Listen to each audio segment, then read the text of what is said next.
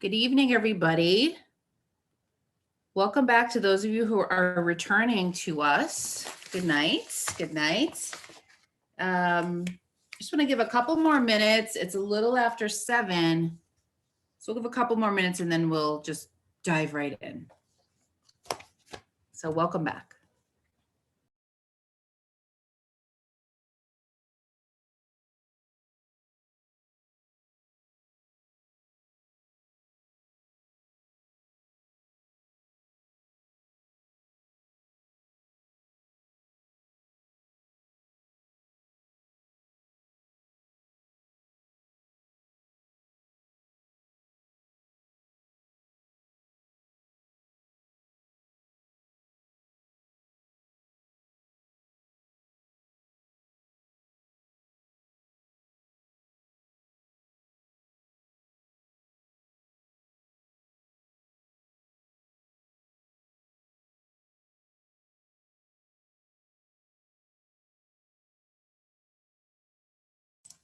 Just a reminder, make sure that you're muted. This only saves our bandwidth, so you're able to hear me clearly and see me clearly, so I don't sound like a robot.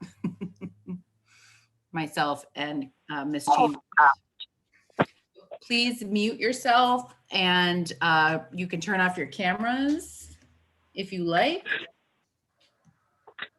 And also a reminder, if you have a journal, something to write with, you could take notes on your phone, whatever you're comfortable with.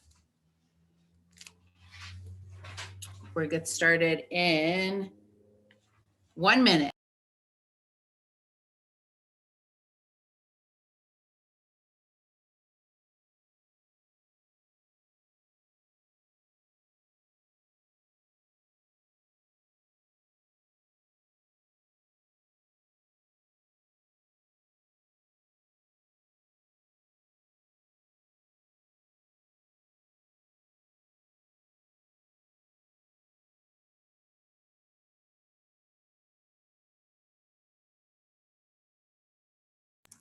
All right, so we're just gonna jump in and get started. So good evening, everyone. Welcome back to those of you who are rejoining us. If you're new this week, welcome.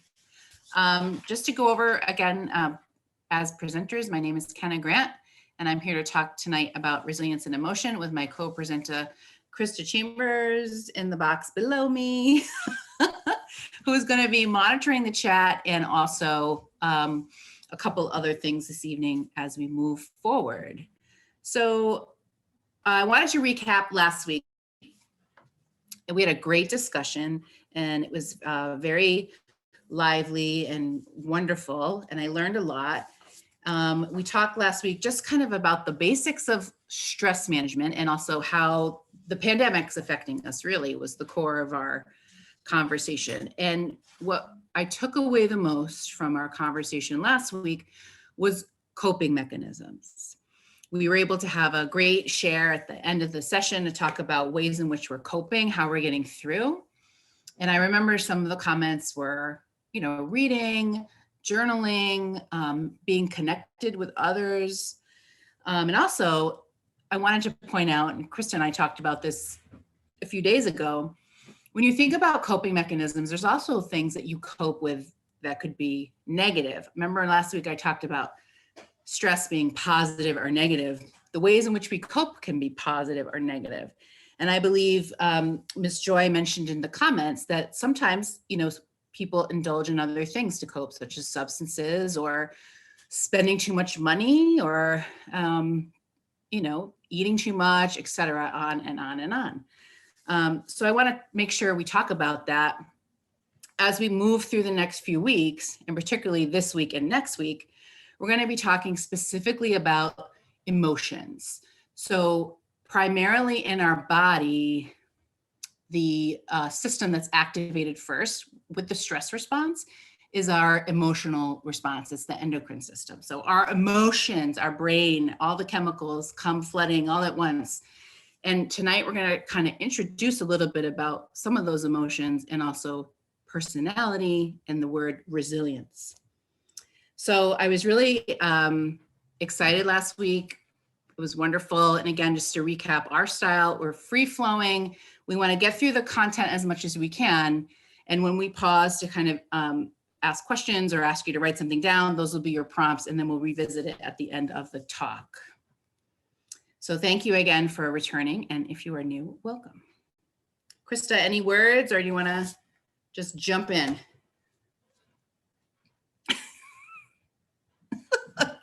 Next slide, let's go.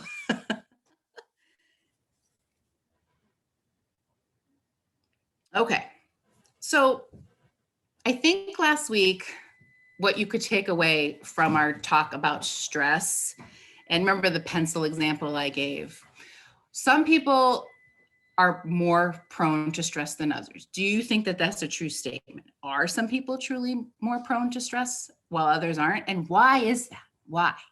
I talked a little bit about our experiences shape how resilient we are. So how we interact with others, it's our character, right? One of the things that goes into resiliency is something that's called your experiences, your lived experience, your life experience.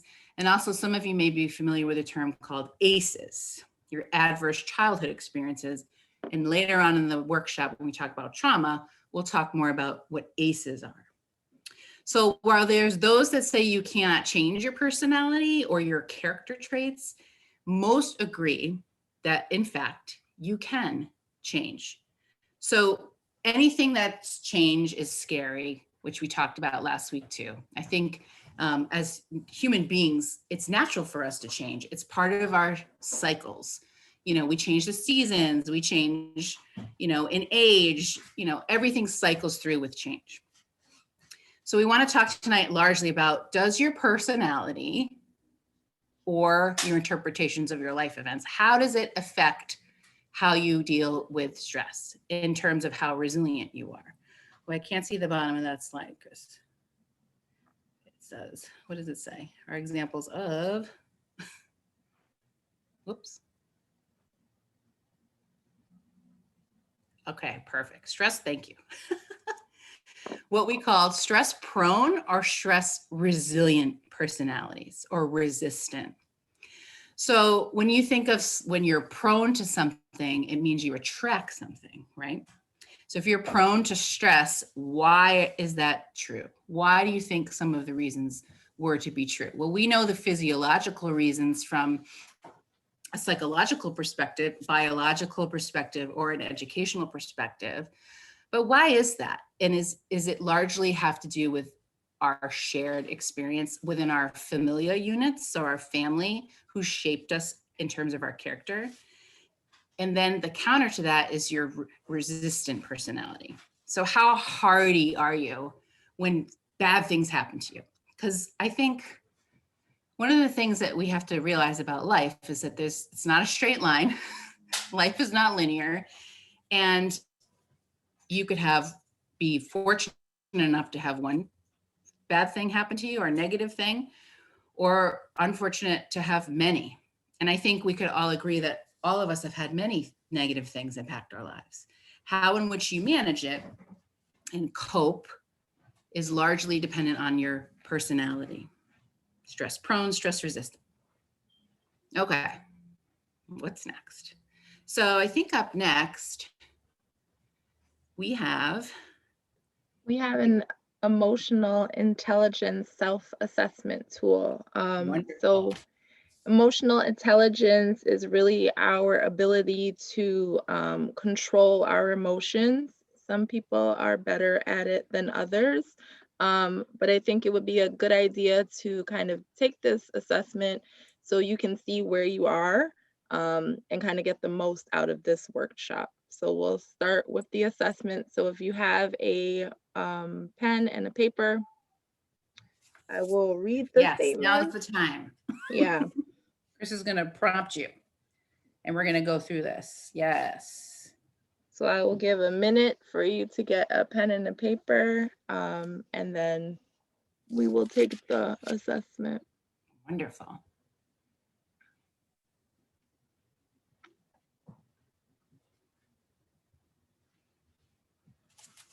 $20 questions.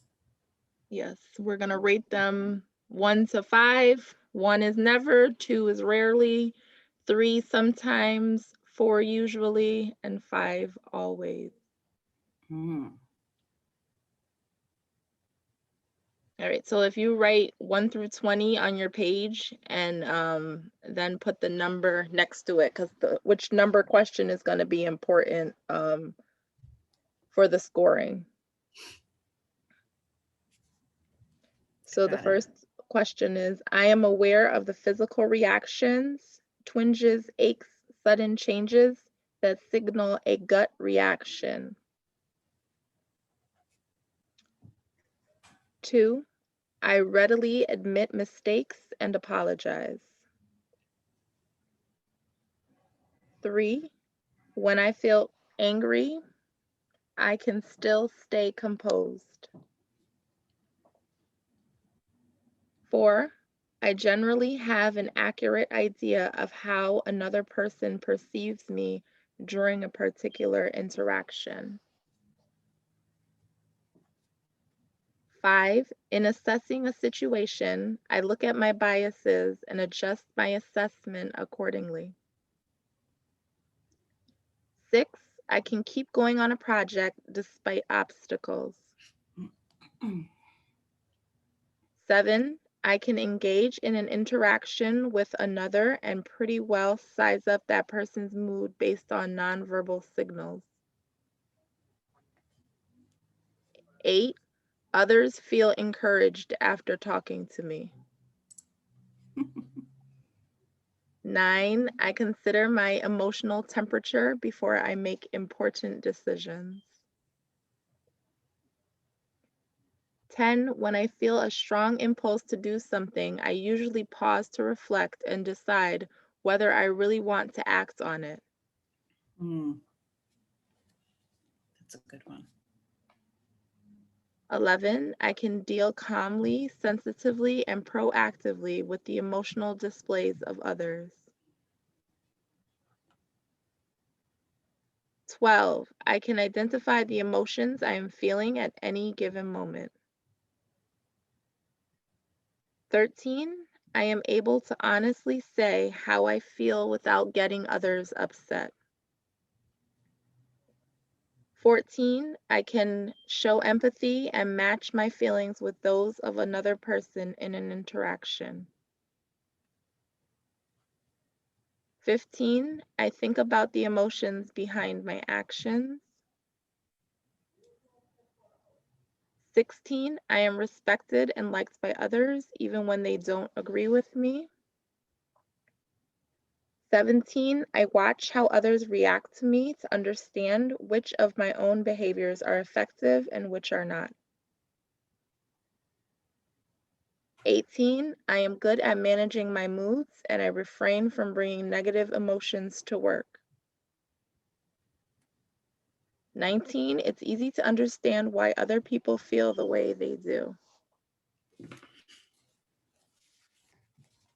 And 20, I can effectively persuade others to adopt my point of view without coercing them.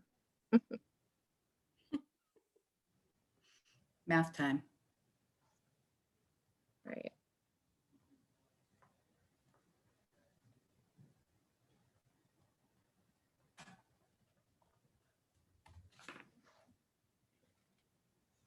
Ooh. So the numbers, I guess, correspond with the specific component of, of emotional intelligence. So I'll give a few minutes to arrange your numbers in this order.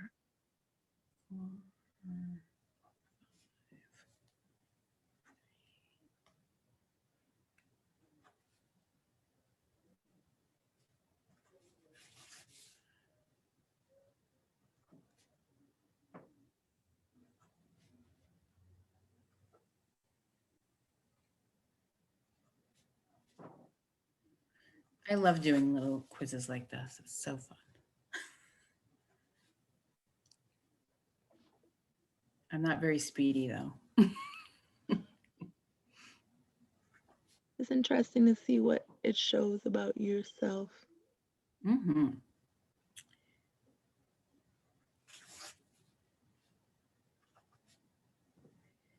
Go based off of your timing.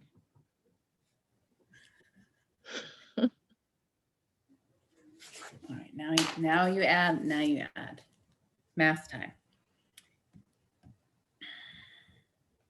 I'm too tired to do math in my head, sorry.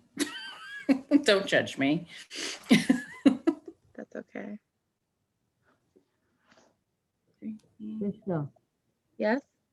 Auntie Myrna, I missed the first 5 The first 5 questions? because I didn't have my glasses. Okay, let me go back. Sorry. Yes.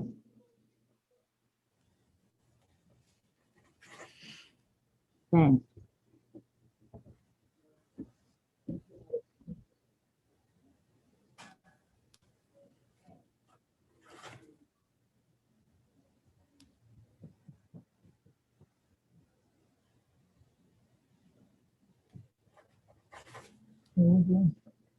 Remember, this is an assessment tool. I would assume it's not an exact science. It just gives you insights into emotional intelligence and why it's important. Yeah. This is also something that I think not a lot of people go around and think, oh, I have emotional intelligence, right? Like it's not something that's a casual conversation starter, but Thank I you. would venture to guess. Okay. You got it, Auntie Myrna? Yeah. I would venture to guess all of us in some capacity have empathy. All of us in some capacity understand impulses and our own emotional reactions to things. So when looking at this cumulatively, it is an interesting insight into how self-aware you are, how you manage your emotions in terms of your self-management regulations. Are you aware of others? And then how does that impact your relationships is really powerful stuff. I'm curious to see what they mean. The reveal, Krista, the reveal. Okay. Were we putting numbers or yes or no? I'm. So you add up, so whatever you answered for number 1, whatever your number was, you put there. Oh, it's a number system. Yeah. And then whatever you answered for number 5 and so forth. And then you add up those numbers. 0 to what? I think it was 1 to 5. Oh, 1 to 5. Yeah. It's Don't okay. worry. We'll send out, it's okay. We'll send out the ad afterwards so Yes, you can, say that. you can Everyone will see. have access to it. So don't stress. This is a stress management workshop. All right. Neat. So this is just an overview. If you had a low score, a low of 5 to a high of 25, if your number is below 18, you could improve in that area, but not a big deal. Most people kind of know where they are and what skills they need to, what areas they can improve in. And also, this is another area that you can learn to increase things that you can do, strategies to increase and improve your emotional intelligence. So. Yes, definitely. And I think understanding, so looking at this for me, I'm like, what was the 4th quadrant? It's very interesting because you see how your personality impacts how your emotion centers are. And I also think depending on the work that you do, like thinking about like using Krista and me as examples. So I do a lot of crisis work. I'm constantly dealing with people in an acute state of crisis. So I have to really come from a place and center of understanding and have empathy so I can listen to understand and be able to provide the best service for those clients. And Krista, I would say subsequently with teaching, it's the same thing with young people. You have when you work with youth and young children who their brains are developing, you know, we can, and maybe some adults can't articulate their emotions properly, right? We're still working on that, but children too, they need to be able to have a safe space to articulate what they're feeling so their needs can be met. And then there's other factors that go into that, right? So if you have someone who is nonverbal or has learning disabilities or just in general has acute social anxiety and isn't able to do that, all of those things are factors. So being able to be empathetic towards others is a high character trait of emotional intelligence as we kind of move through the landscape of what emotional intelligence is, which really is about understanding others and yourself. I think Krista mentioned that, like the impulse control part. We know what gets us mad. I would equate this to people when you drive in the car and you have road rage, right? Or road rage. You yell at people in the car. Does anyone do that? I do. I yell at people sometimes in the car. Oh, well, I have to work on that. Okay, so now we're going to talk about different personality types, which is exciting because some of you may know your personality type. And when you look at some of these next images, you could see yourself in some of them, one of them, or maybe all of them. So let's talk a little bit about why personality types are important, what they are, and kind of identifying some of the key characteristic traits of personality types and how it fits into your own strategies for coping and managing stress. So what's next? Okay, first up, type A. I love this graphic for lots of reasons that I'll get to. So type A personalities are usually the following character traits. So typically type A's are very ambitious, competitive, can be mostly practical. I would challenge that a little bit. I find most type A personalities to be very myopic. It's this way and no other way. Could be impatient and maybe seen as aggressive. So usually go-getters. I mean, look at the images in the picture. So you could see, you know, people seem driven. They're in work attire. And then you have the gentleman on the phone who seems crabby. Each personality type has both a positive and a negative way that they're perceived. I would say that medically, personality types that are chronic type A usually have an increased chance of certain chronic health issues such as hypertension, heart disease, etc. Remember last week we talked about the stress response and that sometimes, particularly in this day and age where we are as a globally and as a country, a lot of folks stay in the stress response stage of heightened awareness. So you're constantly waiting for the other shoe to drop. So when you're in that stage of stress response, you're constantly ready for something to happen. So you can't relax and be in homeostasis. So medically, these type of personalities may not be as calm as others. I get that from the picture. Yeah. I am definitely not a type A. Can you tell? Although I have type A traits. Ambition. Of course I'm ambitious. Yes. I would say mostly impatient, depending on who I'm talking to. Yes, I can see that. Yeah. Yep. And I'm really competitive. Oh my God. Right, Krista? Game night with the family. Get out of here. Especially if we're playing Scrabble. So think about that in relation to you. All right, what's next? Next personality type is what's called type B. Type B personality is more relaxed. It's the opposite of type A. Yes, yes. I love the picture of the girl going like this. Oh, well, whatever. And usually the whatever personality is being indecisive could be perceived as negative because your inability to be assertive could be problematic for you. So type Bs are usually very relaxed, funny.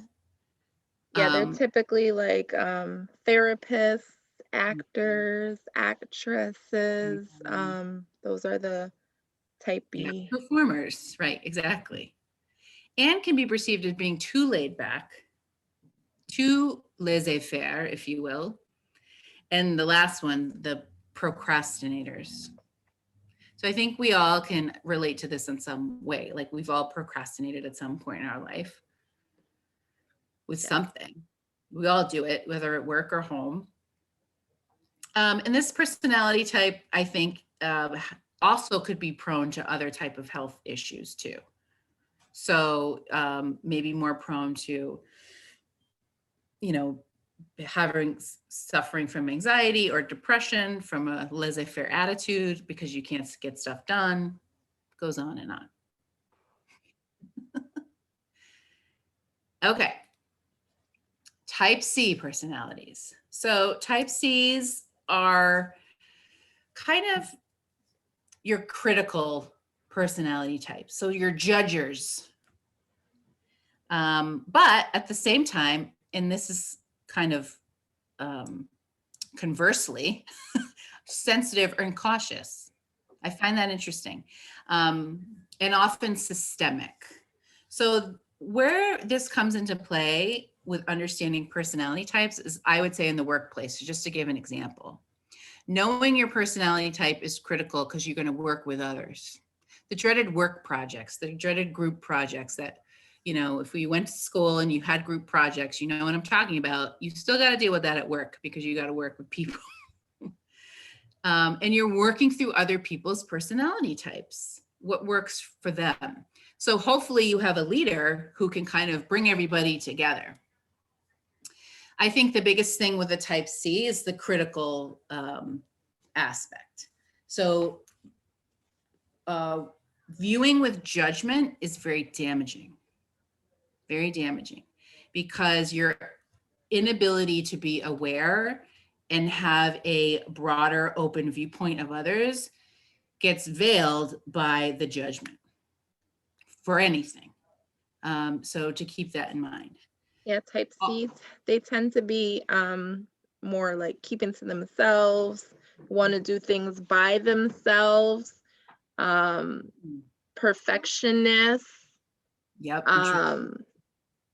More prone to stress because they take on everything on their own. So can be a little bit tricky. And could be introverts. Believe it or not, I'm an introvert. I don't like crowds. I don't like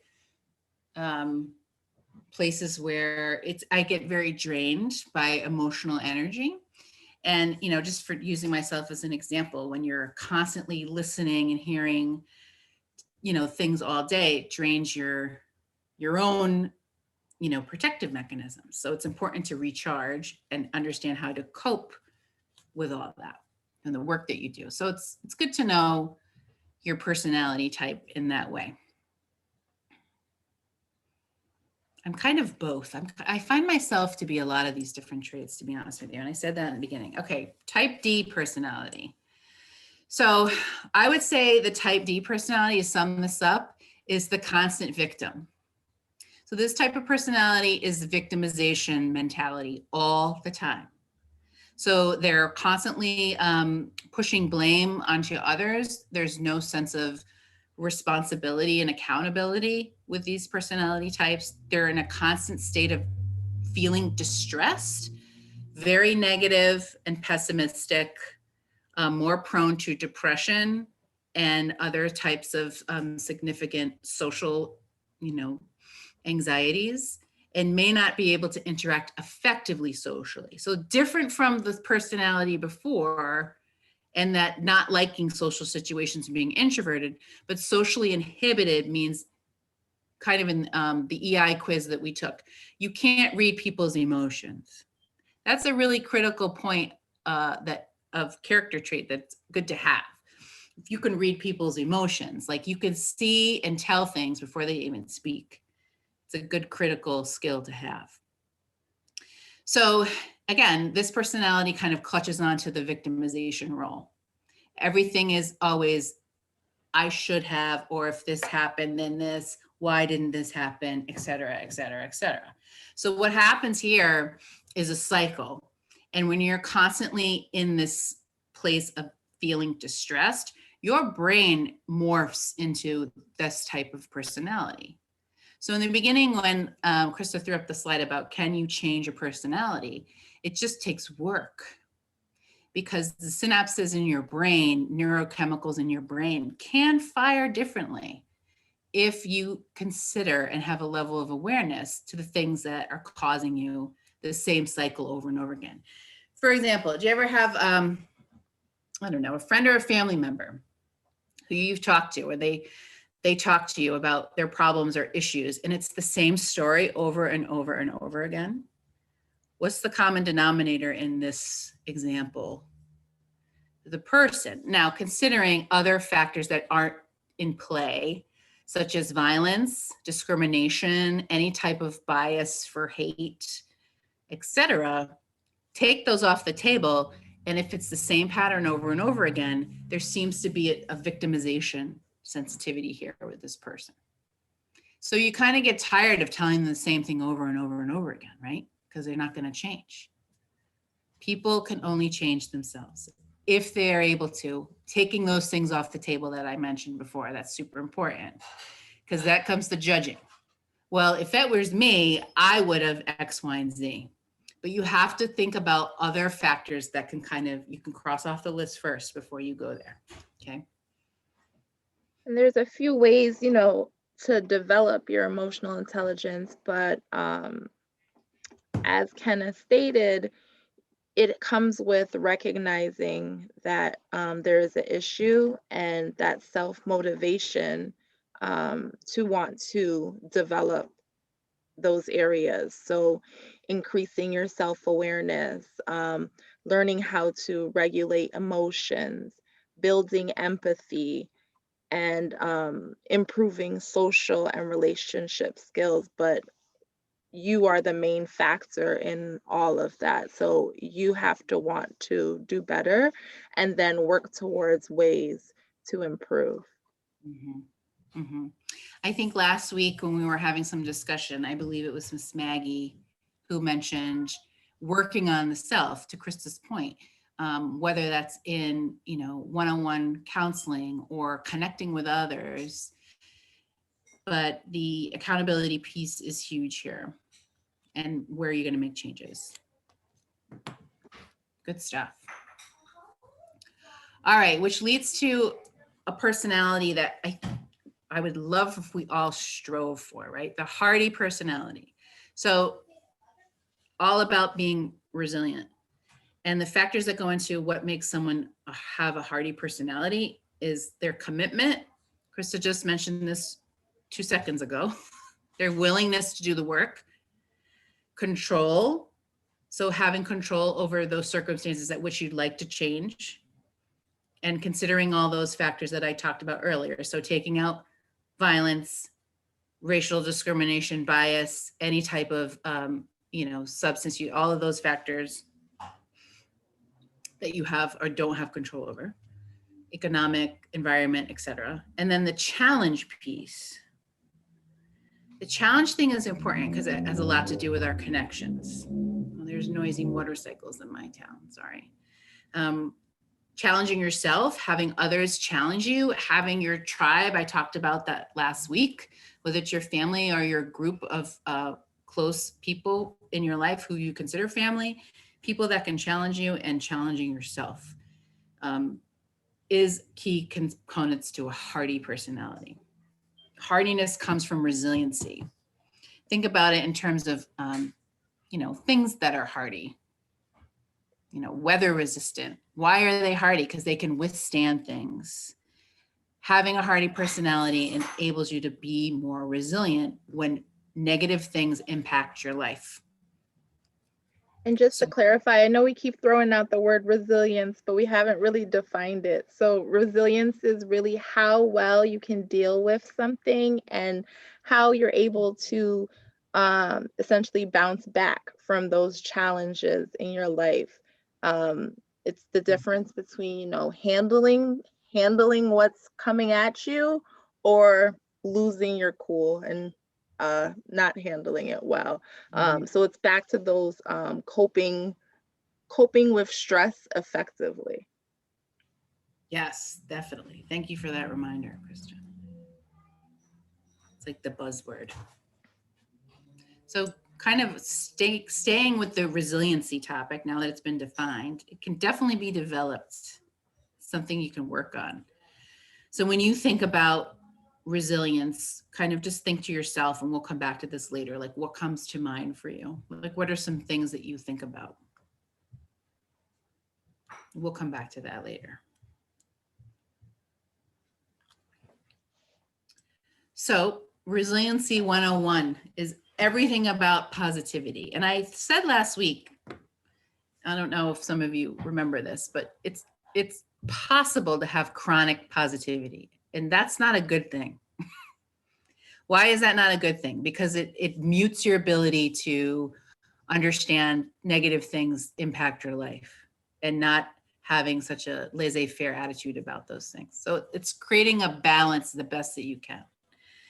Creative problem solving is really important. So your ability to really think about how you're going to strategize these things that are thrown at you in your life.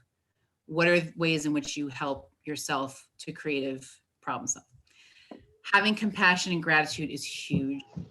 It's so huge. Being able to come from a place of compassion towards others and yourself. We're very hard on ourselves as human beings. Oh, I should have done this. If only this. If I was this. I think giving yourself the grace and space every day to be compassionate in your own heart is really, really important. And being grateful for your tribe who's around you, your family, to kind of help you along that compassionate journey. Self-care, we talked about this last week too. What does that mean for you? It's different for everybody. As I said, for some people, it could be a day at the spa, and for others, it could just be sleeping in or gardening, praying, sitting with friends, talking, spending time, you know, with kids, whatever that means for you. Laughter is so critical in terms of being resilient. Being able to inject humor is important too, because we have to be able to laugh. And then figuring out or trying to identify, quantify, develop what your purpose in life is, and what that means for you. It's different for all of us. Resiliency 101. Those are the basics. All right, what's next? This is a good one. Oh, this is a good one. And I want to talk about this later when we have some discussion, because I'm so curious about this. Krista and I talk about this all the time, technology and personalities. So how has technology changed our personalities? And, you know, whatever that means for you. So, you know, we have little computers, some of us, if you have you know, an iPhone or an Android or whatever you have, or an iPad, if you're on a computer right now, how has this impacted our personalities, either positively or negatively? The first thing I always think of is the instantaneous need for technology and like need for answers. So, oh, you want to know an answer to your question? Oh, let me Google that. You should go on your phone and Google it. Or I'm going to shoot Krista a text now and then get mad at her in a half an hour when she doesn't answer me. You know, do we do that? Sometimes we do that. But the reality is we're busy. People have families. People are working, you know, or someone leaves you on red.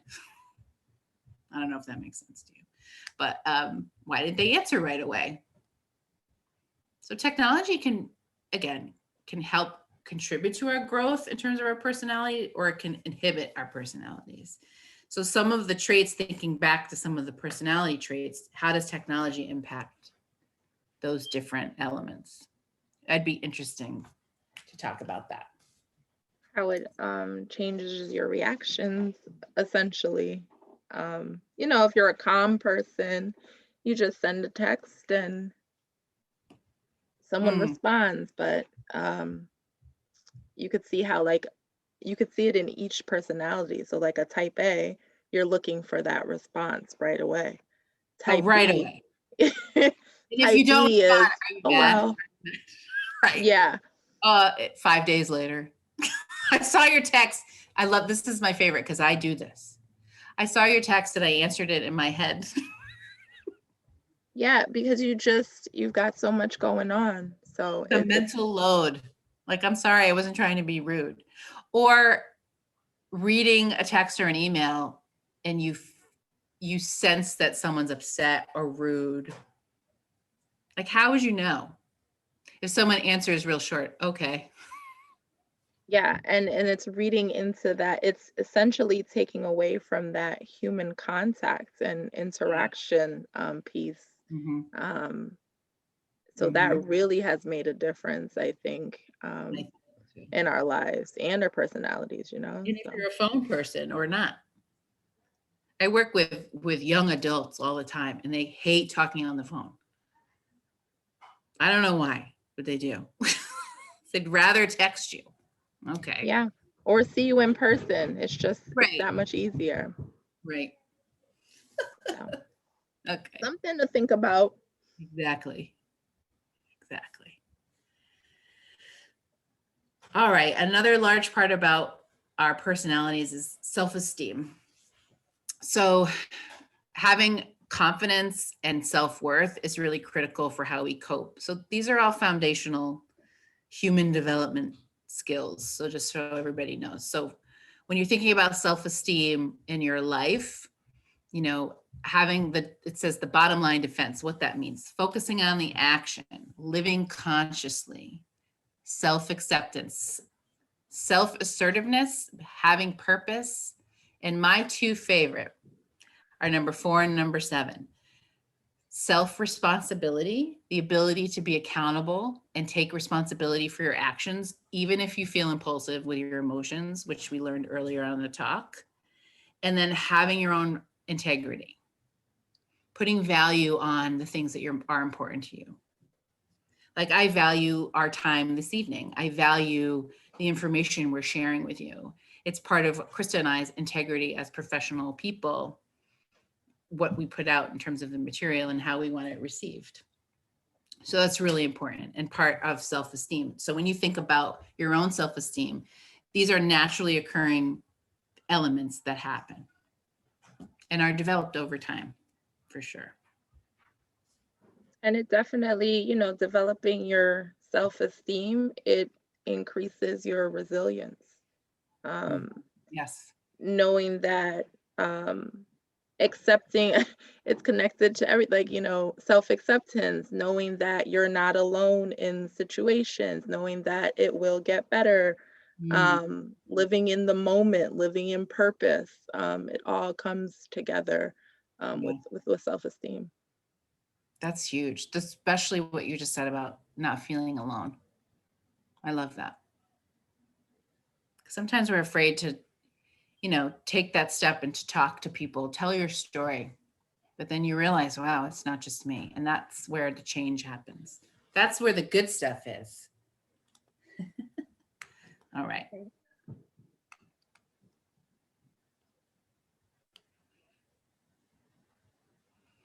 Krista was just talking about this, the different elements of feeling connected with friends or family, feeling empowered on a day-to-day basis, both modeling behavior in yourself and then looking for mentors in others. And I also think the most important thing here is what makes you, you. Everyone has a unique gift. Everyone has an X factor, which is theorized in psychology. What's your thing? Your niche. And a lot of times when we're able to and fortunate enough to, we gravitate towards those niches in the work that we do.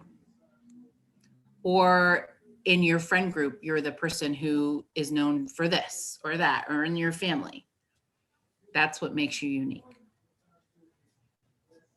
and it's beautiful. What's next? Ways to boost your self-esteem. So disarm the negative critic. Focus Yes. on the here and now.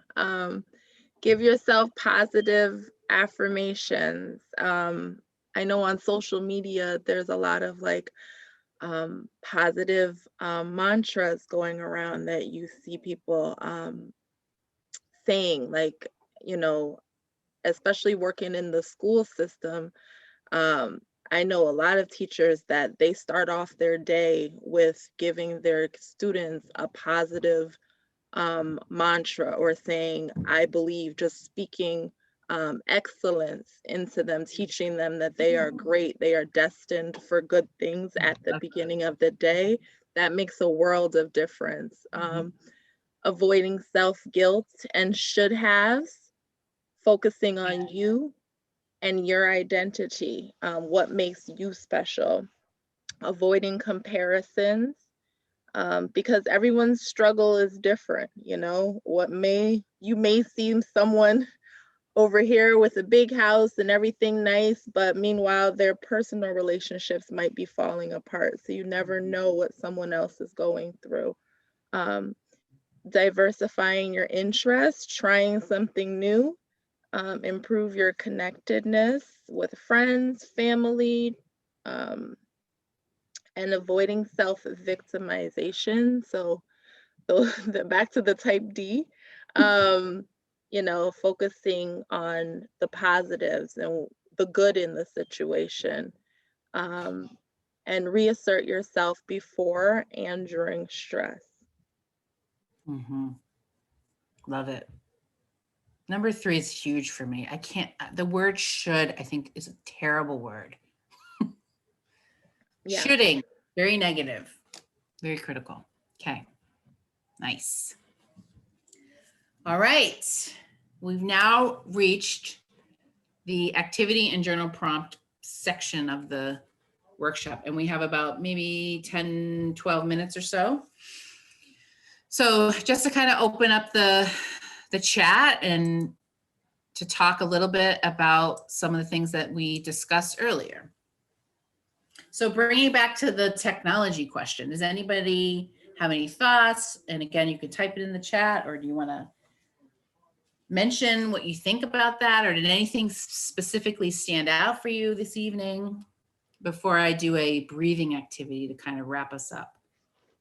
Anybody? Let me see.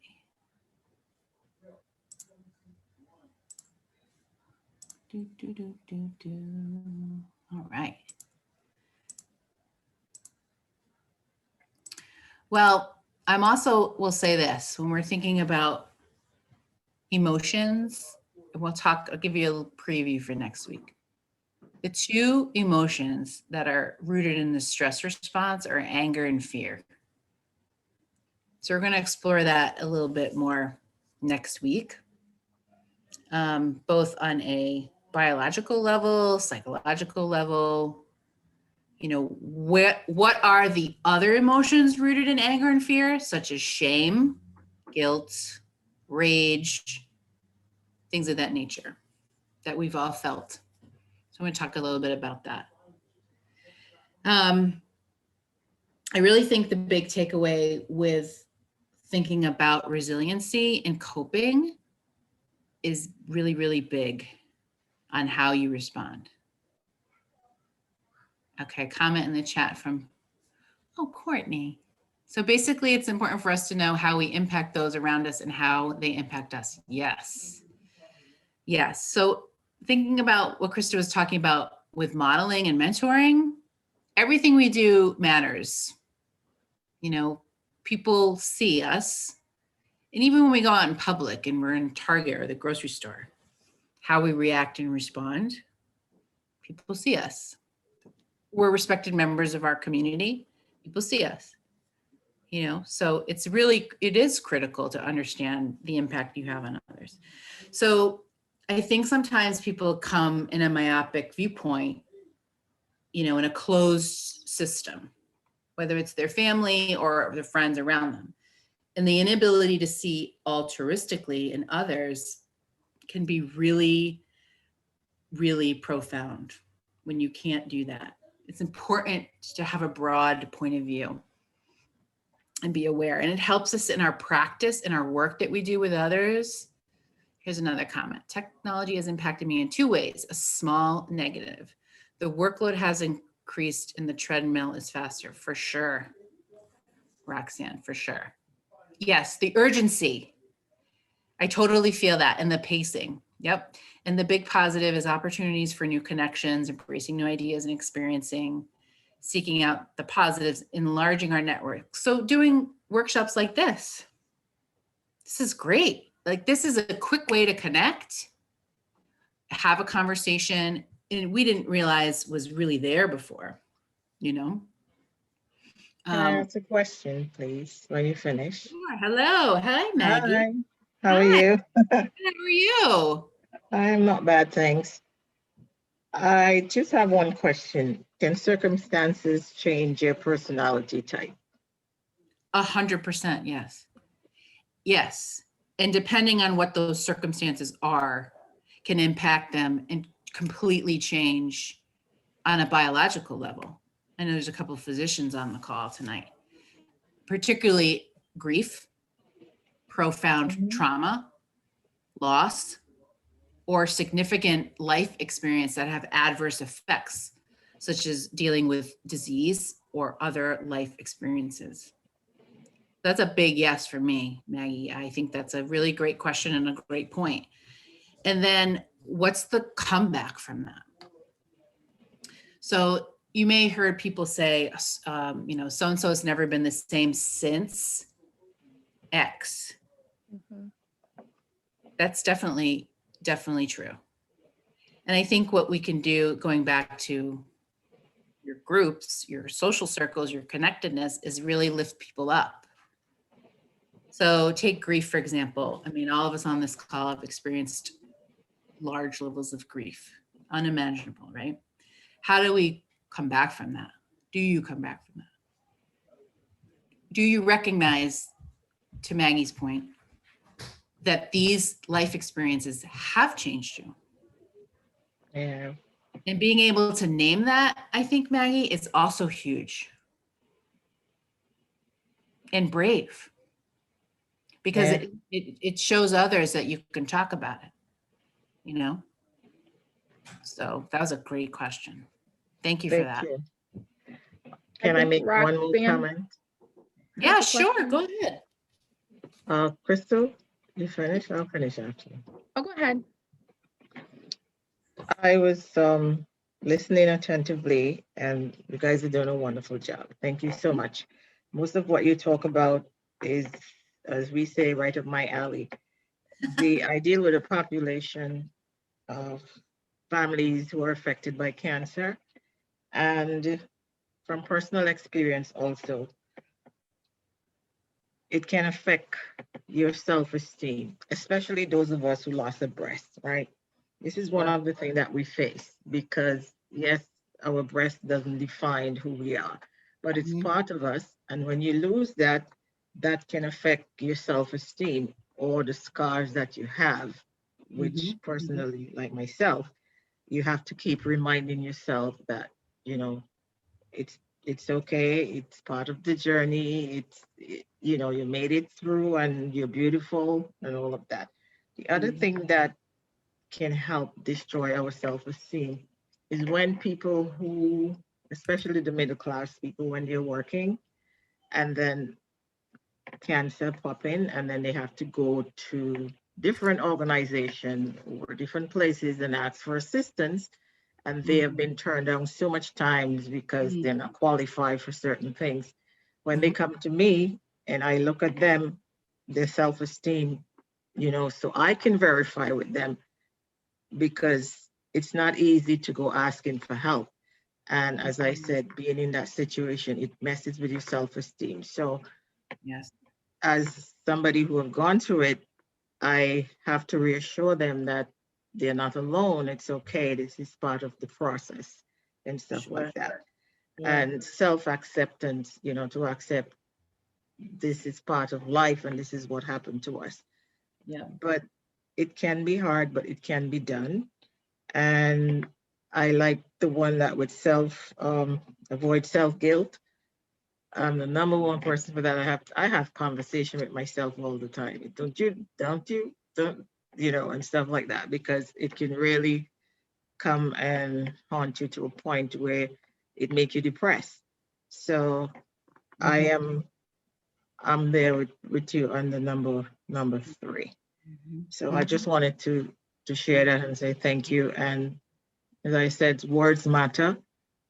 And what you ladies are saying, really, it's helping me personally. So now when I go to help other people, I am more stronger because I hear people problems just like you all the time. And I identify with them because I've been there. Yes. So I know the urgency, and sometimes it can get to you. And then it can wear you out, or you said drain your energy. And then you have to recognize that something is not right with you because you're getting impatient and snappy, and that's not who you are. So having a break. So thank you so much. I really appreciate that. You are so welcome. And what you're talking about, Maggie, is vicarious trauma. So when you work with clients, individuals, groups of people, then you're constantly exposed to really difficult conversations, life experiences, impacts both physically, mentally on the body. It has an impact on you as the provider, and you experience what's called vicarious trauma or secondary trauma. Something you said, Maggie, really stood out to me is asking for help. Huge. We perceive, and when I say we, I mean largely as a westernized society. So in the States, we perceive asking for help as a weakness. Yeah. So, and it's not. It is powerful. It is powerful, and it's important to know when to ask for help. And it's also important to know that some people don't know how to ask for help because they don't have supports. Yeah. They don't have people around them who they can ask. And then when they go to services or reach out, you have professionals who are tired and stressed and dealing with vicarious trauma who don't interact appropriately with people. So, it's a cycle. So I totally appreciate that comment. So thank you for that, Maggie. Thank you. Thank you. Okay, so I want to take the last 5 minutes to just kind of come back to baseline, come back to the center, and I just want to do a breathing activity. And this is called breath by breath. So oftentimes, we as human beings breathe like thoracically, like up here. Like even when you think about your posture, we're stressed out, we're hunched over, we're in our computers. So we're constantly in this area. And when you breathe diaphragmatically, you're supposed to breathe from the diaphragm, which is down here. You guys can't see me because of my camera. So just the concept of breathing for people is where we need to start. And breathing a breath that is both cleansing and healing. Do you remember I don't know if you can remember when you were a kid, but what's one of the first things that a grown-up or an adult would say to us if we were emotionally upset? Calm down, take a breath, right? Take a breath, take a break. So important.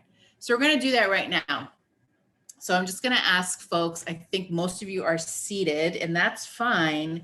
But if you are seated, put both feet on the ground. Don't cross your legs or your ankles. Make sure both feet are on the ground. And then your hands should be also on the surface in front of you or on your legs down by your side. One of those 3. And make sure you're in a good posture. So a couple of things. You can do 1 or 2 things with this activity. You can close your eyes if you feel so moved, or you don't have to. You can just focus on an object in front of you. And I'm just going to prompt you to breathe. It's super simple, but can be super hard. So once you're kind of comfortable and in a place, I just want you to focus on me, what I'm saying. And I'm going to ask you to just breathe naturally and normally. And again, you can close your eyes if you want to. Breathe naturally and normally, recognizing how your body rises and falls. Just normal breath.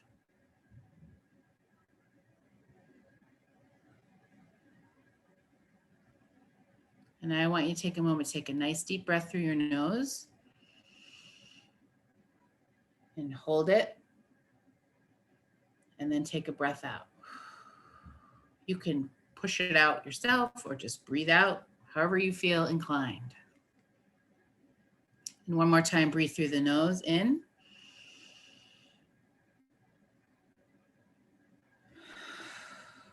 And breathe out.